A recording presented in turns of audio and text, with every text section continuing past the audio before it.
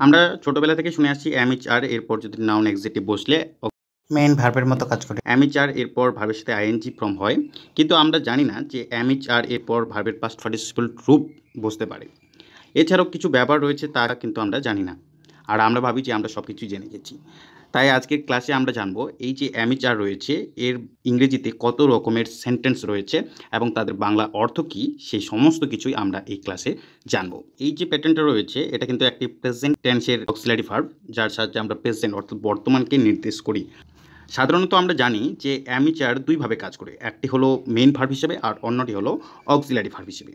এমএইচআর এরপর যদি নাউন কিংবা অ্যাডজেক্টিভ ওয়ার্ড থাকে সেক্ষেত্রে এমএইচআর একটি মেইন ভার্বের মতো কাজ করে, আর অন্যদিকে এমএইচআর এরপর যদি ভার্বের সাথে আইএনজি ফর্ম থাকে সেক্ষেত্রে এমএইচআর কিন্তু একটি অক্সিলারি ভার্বের মতো কাজ করে থাকে।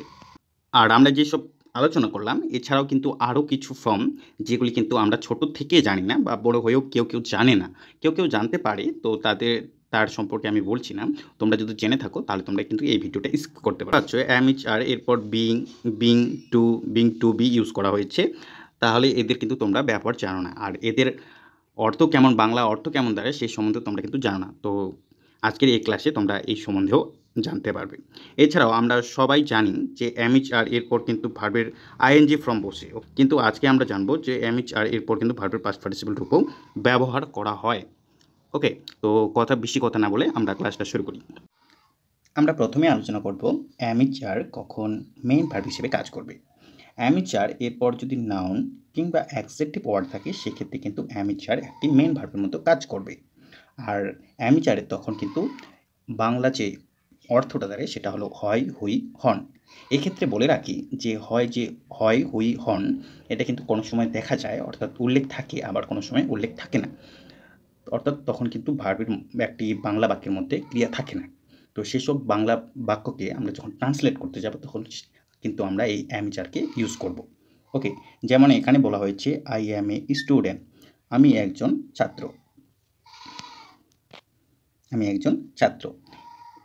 এখানে আমরা এম এর পরে স্টুডেন্ট ইউজ করেছি, তাই এম একটি হলো মেইন ভার্ব, আর এর বাংলা যে অর্থটা দাঁড়ায় সেটা হলো হয়, হুই, হন। সেটা কোনো সময় উল্লেখ থাকবে, কোনো সময় উল্লেখ থাকে না।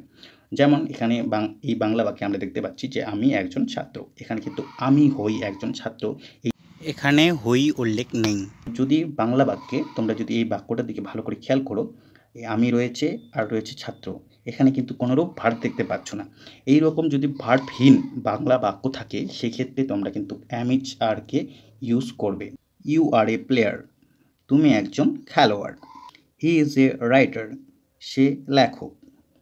একইভাবে আমরা কিন্তু আরেকটি আমরা বলেছিলাম যে এমএইচআর এরপর যদি নাউন কিংবা অ্যাডজেক্টিভ ওয়ার্ড থাকে সেক্ষেত্রে কিন্তু আমরা এমএইচআর মেন ভার্ব হিসেবে কাজ করবে, আর এর অর্থ তখন দাঁড়ায় হয়, হুই, হন, বা কোনো সময় উল্লেখ থাকে, কোনো সময় উল্লেখ থাকে না। তো আমরা প্রথমে আলোচনা করলাম নাউন দিয়ে, যেটা আমাদের রয়েছে এ স্টুডেন্ট, প্লেয়ার, রাইটার, এগুলি কিন্তু নাউন ফর্ম। এখন আমরা আলোচনা করব এমএইচআর এরপর যদি আমরা অ্যাডজেক্টিভ ওয়ার্ড ব্যবহার করি সেক্ষেত্রে এর অর্থটা কেমন দাঁড়ায়। যেমন এখানে কিন্তু রিচ, তারপর অনেস্ট, এই দুইটাই কিন্তু অ্যাডজেক্টিভ ওয়ার্ড। সেক্ষেত্রে এদের অর্থ কেমন দাঁড়ায় আমরা সেটা দেখে নেব। যেমন এই সেন্টেন্সে বলা হয়েছে হি ইজ রিচ, সে ধনী। আই অ্যাম অনেস্ট, আমি সৎ। তাহলে আমরা এখানে দেখতে পাচ্ছি এমএইচআর এরপর যদি আমরা অ্যাডজেক্টিভ ওয়ার্ড ইউজ করি তাহলে সেক্ষেত্রে ইজের এমএইচআর এর অর্থ কিন্তু দাঁড়ায় একটি মেইন ভার্ব হিসেবে, আর তখন এর যে অর্থ দাঁড়ায় হয়, হুই, হন, সেটা কিন্তু বাংলা বাক্যে থাকতেও পারে আবার নাও থাকতে পারে, অর্থাৎ উজ্জ থাকবে আবার কখনো লেখা থাকে। তো এই দুইটি বাক্যতে কিন্তু এটি উজ্জ রয়েছে, অর্থাৎ দেখা যাচ্ছে না। এমএইচআর কখন অক্সিলারি ভার্বের মতো কাজ করে। এমএইচআর এরপর যদি ভার্বের সাথে আইএনজি ফর্ম থাকে সেক্ষেত্রে কিন্তু এমএইচআর যে রয়েছে সেটি একটি কিন্তু অক্সিলারি ভার্বের মতো কাজ করবে। আর অক্সিলারি ভার্ব আমাদের যেমন মেইন ভার্বে হয়, হুই, হন এমএইচআরের অর্থ দাঁড়িয়েছিল, কিন্তু এই ক্ষেত্রে এমএইচআরের কোনো অর্থ থাকে না। এরপর যে ব্যবহৃত হয় আইএনজি ফর্ম, ভার্বের সাথে যে আইএনজি ফর্ম থাকবে তার অর্থটা কিন্তু প্রাধান্য পায়, এই এমএইচআরের অর্থটা প্রাধান্য পায় না। ওকে, আমি ক্রস চিহ্ন দিয়ে দিলাম এখানে। আর এই প্যাটার্নটা যদি তোমরা খেয়াল করো তাহলে তোমরা বুঝতে পারবে যে এই প্যাটার্নটা হলো প্রেজেন্ট কন্টিনিউয়াস টেন্সের, যেটি কোনো কিছু চলমান বোঝানোর ক্ষেত্রে ব্যবহার করা হয়। অর্থাৎ কোনো কিছু চলতে রয়েছে, করন্ত অবস্থা রয়েছে, যে কোনো কিছু এখন করা হচ্ছে, বর্তমানে করা হচ্ছে, সেই অবস্থাটাকে বোঝানোর জন্য, সেই অবস্থানটাকে বোঝানোর জন্য কিন্তু আমরা এই অ্যামিচার এরপর ভার্বের সাথে আইএনজি ফর্ম ইউজ করি। তো এর বাংলা অর্থ কী দাঁড়ায়? বাংলা অর্থে বা বাংলার যে সেন্টেন্সটা হবে সেখানে যে ভার্ব থাকবে তার সাথে ছি ছ ছেন যুক্ত থাকবে, কিংবা তোমরা বলতে পারো তেচি তেছো তেছেন যুক্ত থাকবে। কিন্তু আমি তেচি তেছন শব্দটাকে আমি বাদ দিয়েছি, কারণ তোমরা তার কিন্তু প্রয়োগিক রূপটা দেখতে পাবে না। তোমরা যদি খেয়াল করো, তোমরা যদি বলো যে আমি কাজটি করছি, আমি পড়ছি, আমি ঘুমাচ্ছি, আমি খাচ্ছি, কিন্তু এখানে তোমরা ছি ছি ইউজ করছো। তোমরা কিন্তু মোটেই এরকম বলো না যে আমি পড়তেছি, আমি খেতেছি, আমি যেতেছি, এরকম কিন্তু তোমরা বলো না। যেমন এখানে বলা হয়েছে আই অ্যাম রিডিং ইংলিশ, আমি ইংরেজি পড়ছি। এখানে অ্যাম তারপর ভার্বের সাথে আইএনজি থাকায় আমরা কিন্তু ভার্বের সাথে বাংলা যে ভার্ব রয়েছে তার সাথে কিন্তু আইএনজি ফর্ম ইউজ করেছি। তোমরা যদি খেয়াল করো এখানে কিন্তু ছি, তার জন্য এখানে যদি তোমরা খেয়াল করো বাংলা বাক্যে আমরা ছি ছ ছেন যুক্ত করব এই এম ইচ আর এরপর যদি আইএনজি ফর্ম থাকে তার জন্য। ওকে, তো তোমরা অবশ্যই বুঝতে পারছো বিষয়টা আসলে কি, যে আই এম রিডিং ইংলিশ। তো আমি ইংরেজি, আমাদের কিন্তু আই এবং ইংরেজির কোনো চেঞ্জ হয়নি, কিন্তু ভার্বের সাথে আমরা ছি যুক্ত করেছি, কারণ এম ইচ আর এরপর কিন্তু আমাদের যদি থাকে তো বাংলা বাক্যের যে ক্রিয়া থাকবে তার সাথে আমরা ছি ছ ছেন যুক্ত করব। ওকে, এখানে কিন্তু আমরা ছি যুক্ত করেছি, আমি ইংরেজি পড়ছি, যেটা কিন্তু কন্টিনিউয়াস বা চলমান বোঝায়। He is doing the work, সে কাজটি করছে। তারপর আমাদের রয়েছে they are going to college, তারা কলেজে যাচ্ছে। পূর্বের যে দুইটা প্যাটার্ন আমরা আলোচনা করলাম, অর্থাৎ অ্যামিচার কখন মেইন ভার্ব এবং কখন অক্সিলারি ভার্ব হিসেবে কাজ করবে, সেই দুইটা কিন্তু সবাই জানে।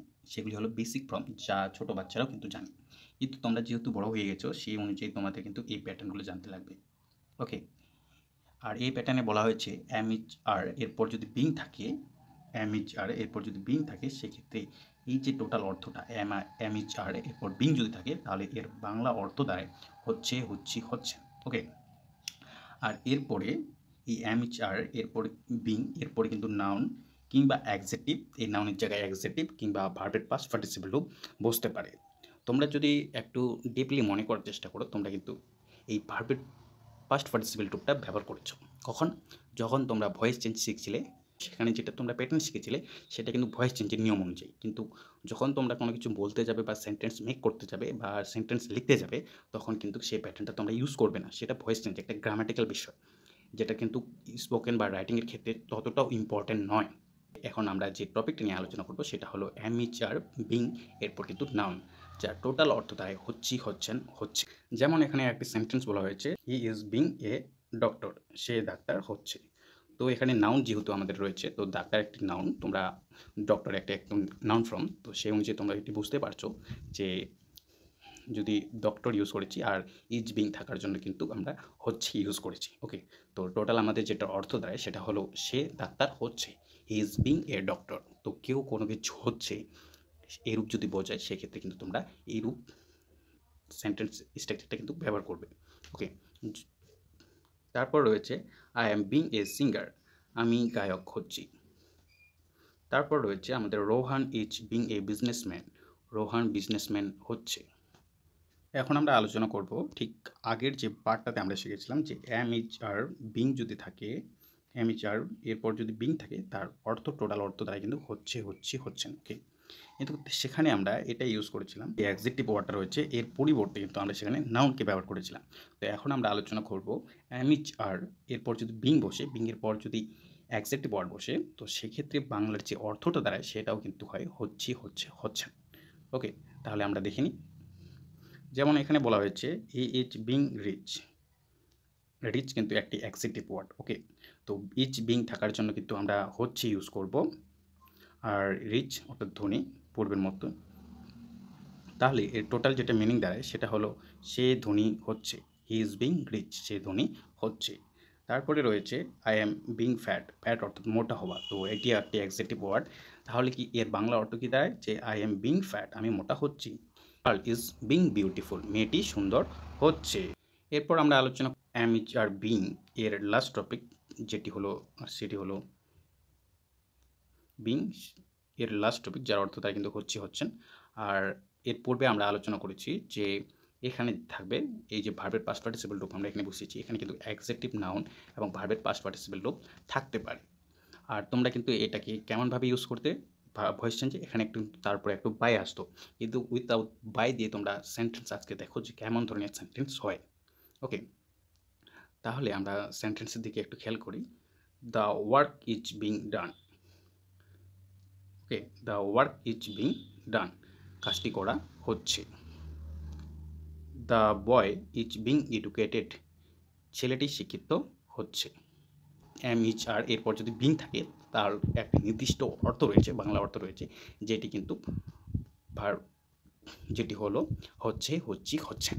আর এম ইজ আর এরপর যদি বিং থাকে এরপরে নাউন ফর্ম বসতে পারে, অ্যাডজেক্টিভ ফর্ম বসতে পারে, এমনকি ভার্বের পাস্ট পার্টিসিপল রূপ ব্যবহার করা যেতে পারে।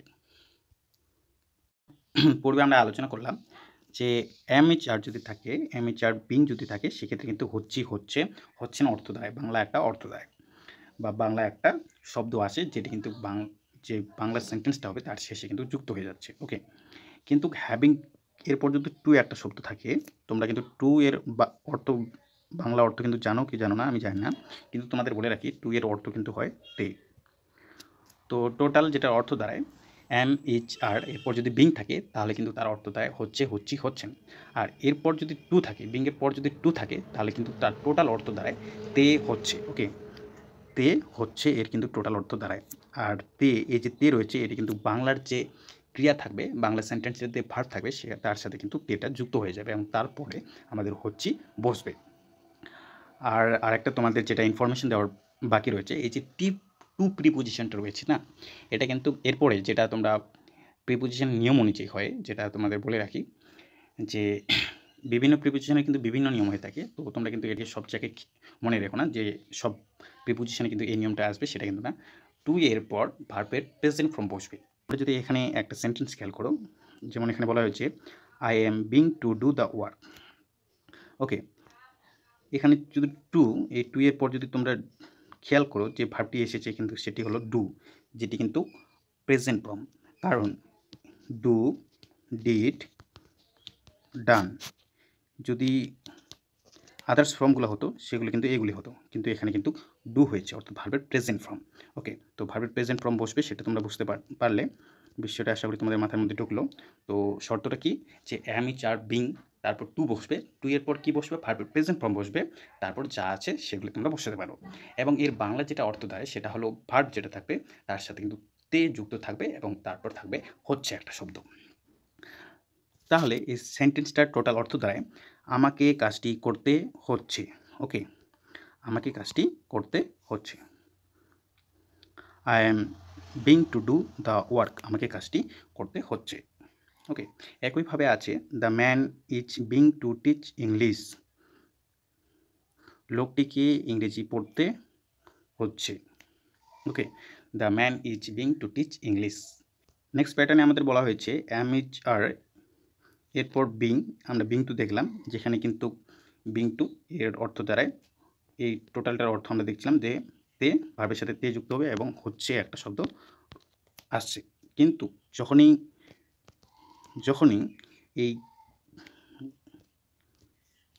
বিং টু বি বসবে, এই টু বি আসবে, তখনই কিন্তু এর অর্থ একটা টোটাল একটা অর্থ আসে, সেটা হলো হতে। যেমন being to am H being এর অর্থ দ্বারাই হচ্ছে, ঠিক তেমনই বিং টু এর টোটাল একটা অর্থ দেয়, সেটা হলো হতে। আর এম এইচ বিং এর টোটাল অর্থ আমাদের কিন্তু এখানে দাঁড়ায় হচ্ছে অর্থে। ওকে, তো আর এখানে আরেকটা নিয়ম যেটা বলে রাখি সেটা হলো বি যদি থাকে, অর্থাৎ বি দিয়ে যেসব ভার্ব রয়েছে, যেমন এর পূর্বে আমরা পড়েছিলাম যে বিং একটা, তো ঠিক বিংয়ের নিয়মের মতোই এখানে কিন্তু এরপর বি এর পর নাউন, এই যে এখানে রয়েছে নাউন কিংবা অ্যাডজেক্টিভ কিংবা ভার্বের পাস্ট পার্টিসিপল রূপ ব্যবহার করা যেতে পারে। ওকে, তো আমরা প্রথমে আলোচনা করব বি এর পর নাউন ফর্ম দিয়ে, আর যার টোটাল অর্থ কিন্তু দাঁড়ায় হতে হচ্ছে। ওকে, তাহলে এর উদাহরণ আমরা দেখিনি। যেমন এখানে বলা হচ্ছে হি ইজ বিং এ ডক্টর, তাহলে কি আমাদের বিং এর অর্থ দাঁড়ায় হতে হচ্ছে, এবং তাহলে এর টোটাল যেটার বাংলা অর্থ দেয় তাকে ডাক্তার হতে হচ্ছে। ওকে, তাহলে কাউকে কোনো কিছু হতে হচ্ছে, সেক্ষেত্রে তোমরা কিন্তু এই প্যাটার্নটা ইউজ করবে। He is being to be a doctor, he is being to be a pilot, he is being to a teacher. তাকে শিক্ষক হতে হচ্ছে, একজন ডাক্তার হতে হচ্ছে, একজন লেখক হতে হচ্ছে, যাই হোক না কেন তোমরা কিন্তু সেটাকে ইউজ করবে। ওকে, তারপরে যেটা রয়েছে সেটা হলো I am being to be a player, আমাকে একজন খেলোয়াড় হতে হচ্ছে। ওকে, তো অ্যাম ইজ বিং এরপর যদি টু বি থাকে তাহলে এর টোটাল অর্থ দাঁড়ায় হতে হচ্ছে। আর টু বি এরপরে কিন্তু নাউন কিংবা এই যে নাউন রয়েছে, নাউন কিংবা সেখানে অ্যাডজেক্টিভ ওয়ার্ড কিংবা ভার্বের পাস্ট পার্টিসিপেল রূপ বসতে পারে। এখন আমরা আলোচনা করলাম নাউন দিয়ে, টু বি এরপর নাউন বসিয়ে, এরপরে আমরা আলোচনা করব নাউন অ্যাডজেক্টিভ বসিয়ে সেই জায়গায়। এখন এই জায়গায় তোমরা দেখতে পাচ্ছ যে অ্যাম ইজ আর বিং টু বি এর টোটাল অর্থ কিন্তু হতে হচ্ছে, কিন্তু এখানে আমরা যেটা আলোচনা করব সেটা হলো এই জায়গাটা, যে এর পূর্বে কিন্তু আমরা আলোচনা করছিলাম এই জায়গায় কিন্তু নাউন ছিল, এখন আমরা আলোচনা করব অ্যাডজেক্টিভ ওয়ার্ড দিয়ে। যেমন এখানে যদি তোমরা খেয়াল করো, he is being to be rich, এখানে কিন্তু রিচ এটি একটি রিচ দিয়ে রয়েছে, বড় লোক, এটা কিন্তু একটি অ্যাডজেক্টিভ ওয়ার্ড। ওকে, আর ইজ বিং থাকার জন্য কিন্তু হতে হচ্ছে একটা শব্দ চলে আসবে আমাদের, তাহলে এর নির্দিষ্ট অর্থটা কি হতে হচ্ছে। তাহলে এর টোটাল অর্থটা কি দাঁড়ালো, he is being to be rich, তাকে ধনী হতে হচ্ছে। ওকে, অর্থাৎ তাকে বড়লোক হতে হচ্ছে। তারপর আমরা আরেকটা সেন্টেন্স দেখে নিই, যেমন এখানে বলা হচ্ছে I am being to fat, I am being to be fat, আমাকে মোটা হতে হচ্ছে। এখন আমরা আমাদের শেষ পর্বে, অর্থাৎ এই যে অ্যাম ইজ আর বিং টু এর কিন্তু শেষ পর্বে চলে আসি, যেটা হলো ভার্বের পাস্ট পার্টিসিপল রূপ। ওকে, এর পূর্বে তোমরা দেখলে নাউন অ্যাডজেক্টিভ এখানে ভার্বের জায়গায়, এখন আমরা দেখব ভার্বের পাস্ট পার্টিসিপল রূপ। আর অ্যাম ইজ বিং তারপর টু বি থাকার জন্য এর টোটাল অর্থ কিন্তু দাঁড়ায় হতে হচ্ছে। ওকে, আর এর কয়েকটি আমরা সেন্টেন্স দেখে নিই, যেমন I am being to insulted. Okay, insult তারপর ইনসাল্টেড, যেটি কিন্তু ভার্বের পাস্ট পার্টিসিপল রূপ, অর্থাৎ ভিপিপি। ওকে, আর এম ইজ বিং থাকার জন্য কিন্তু আমরা হতে হচ্ছে ইউজ করেছি। তাহলে এর টোটাল যেটা অর্থ দেয়, I am being to be insulted, আমাকে অপমানিত হতে হচ্ছে। ওকে, তারপরে যদি সেন্টেন্সটা তোমরা খেয়াল করো, they are being to be educated, তাকে শিক্ষিত হতে হচ্ছে। আর এই টপিকটাই আমাদের আজকের আলোচনার শেষ টপিক। আর তোমরা যদি ভাবো যে এই টপিকটা, এই যে পুরো তোমরা চ্যাপ্টারটা যদি দেখে থাকো, তারপর যদি তোমরা ভাবো যে এটা জেনেই তোমাদের কাজ শেষ, মানে তোমরা পুরোপুরি জেনে গেছো, তাহলে তোমাদের কিন্তু এই ধারণাটা সম্পূর্ণ ভুল। কারণ আরও কিছু তথ্য বাকি রয়েছে, যেটা আমি নেক্সট পার্টে আলোচনা করব। তো অবশ্যই তোমরা চ্যানেলটাকে সাবস্ক্রাইব করে দিও। ওকে, এই পার্টটাকে, এই যে অ্যাম ইজ আর এরপরে ভার্বের যে পাস্ট পার্টিসিপল রূপ থাকে, এটাকে কিন্তু এখানে কিন্তু দুটি কন্ডিশন রয়েছে। ওকে, একটি হলো ব্যক্তিবাচক যদি বোঝায়, যেমন এখানে হি এবং দ্য গার্ল রয়েছে, এগুলি কিন্তু ব্যক্তিবাচক। এই ক্ষেত্রে যে ভার্বের পাস্ট পার্টিসিপল রূপটা থাকবে সেটা কিন্তু একটি অ্যাডজেক্টিভ ওয়ার্ডের মতো কাজ করবে। ওকে, যেমন এখানে বলা হয়েছে, যদি তোমরা খেয়াল করো, এখানে কিন্তু বলা হয়েছে হি ইজ এডুকেটেড, তিনি শিক্ষিত, একটি কিন্তু শিক্ষিত, বা এটা কিন্তু একটি অ্যাডজেক্টিভ ওয়ার্ডের মতো কাজ করছে। তোমরা যদি বিষয়টাকে খেয়াল করো, কারণ এখানে যদি আমরা ইউজ করি করো, এরকম কিন্তু ভার্ব বোঝায়, এখানে কিন্তু কী হলো, শিক্ষিত, অর্থাৎ তিনি শিক্ষিত, তার একটা গুণ বোঝাচ্ছে। তার জন্য এখানে যদি অ্যাম ইজ আর এর যদি সাবজেক্টটি যদি ব্যক্তিবাচক থাকে, সেক্ষেত্রে যে ভার্বের পাস্ট পার্টিসিপল অ্যাম ইজ আর এর পর ইউজ করা হয়, সেটি কিন্তু একটি অ্যাডজেক্টিভ ওয়ার্ডের মতো কাজ করবে। কিন্তু যদি এই যে সাবজেক্টগুলো তোমরা দেখলে অ্যাম ইজ, হি সি, এগুলো কিন্তু সাবজেক্ট অর্থাৎ ব্যক্তিবাচক, যদি ব্যক্তিবাচকের পরিবর্তে অন্য কিছু হয়, যে কোনো কিছু হতে পারে, বস্তু বা আদার্স কোনো কিছু, কোনো অঙ্গ, যাই কোনো কিছু হোক পৃথিবীর আদার্স, শুধু ব্যক্তিবাদী, তো সেক্ষেত্রে কিন্তু অ্যাম ইজ আর এরপরে যদি ভার্বের পাস্ট পার্টিসিপল রূপকে ব্যবহার করো, বা আমরা যদি করি, সেক্ষেত্রে কিন্তু সেই যে ভার্বটা থাকবে সেটি কিন্তু একটি ভার্বের মতোই কাজ করবে। সেটাকে কিন্তু আজকে আমি এই ভিডিওতে আলোচনা করলাম না, সেটা কিন্তু আমি নেক্সট ভিডিওতে আলোচনা করে দেবো। ওকে।